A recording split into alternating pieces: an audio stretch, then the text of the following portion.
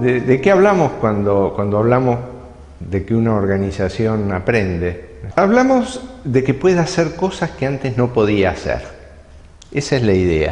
Es decir, no se trata de que una persona pueda recitar sonetos que antes no podía recitar. Es que la organización como conjunto puede hacer cosas que antes no podía hacer. Esta idea aparentemente simple claramente tiene su complejidad, porque si no todas las organizaciones estarían haciendo todo lo que quieren hacer.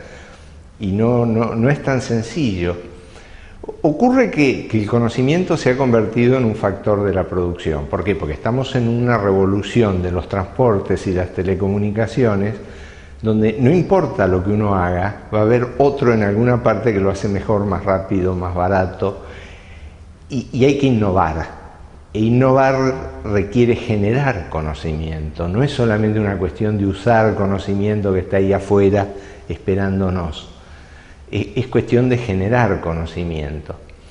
Y el conocimiento es elusivo.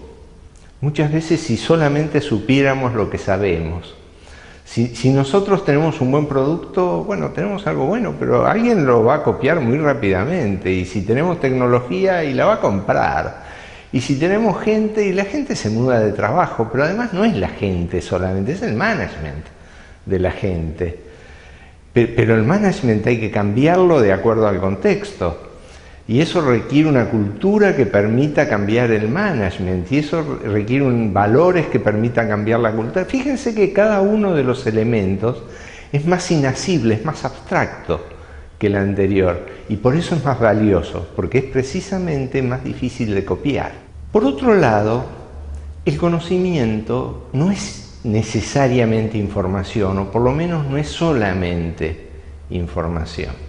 Si nosotros pudiéramos hacer todas aquellas cosas de las que estamos informados, que deberíamos hacer, e incluso estamos informados de cómo se hacen, pero no las hacemos. El conocimiento tiene que ver también con otras cosas, no es solamente dato, no es solamente información.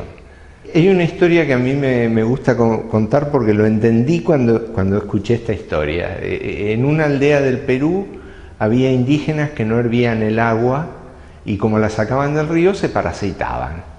Entonces los médicos del hospital fueron casa por casa explicándoles que había que hervir el agua para que no se parasitara, para matar los parásitos. Nadie lo hizo. Los médicos, que ya de por sí eran prejuiciosos, se convencieron de que los indios vivían en la pobreza porque ves cómo son. Alguien se tomó el trabajo de ir casa por casa preguntando. Bueno, no había leña. Ellos trabajaban en la zafra 14 horas por día. Los chicos tenían que ir a la escuela. Juntar la leña no era fácil para calentar agua, para después dejarla enfriar, para matar unos bichos que ellos jamás habían visto. Es más, ni siquiera el médico los había visto. Les habían contado que estaban. Y además, claramente, las enfermedades las producía el mal de ojo, el empacho, el malquistarse con los dioses, todo ese tipo de cosas. Fíjense que la actitud de los indígenas era tan racional y tan inteligente como la de los médicos. Lo que había era una terrible diferencia en las creencias, en el sentido de las cosas. Nadie hace cosas que no tengan sentido, y sobre todo en la calidad del vínculo. Si ellos hubieran podido confiar un poquito más en los médicos, probablemente lo hubieran hecho, aunque no lo hubieran entendido.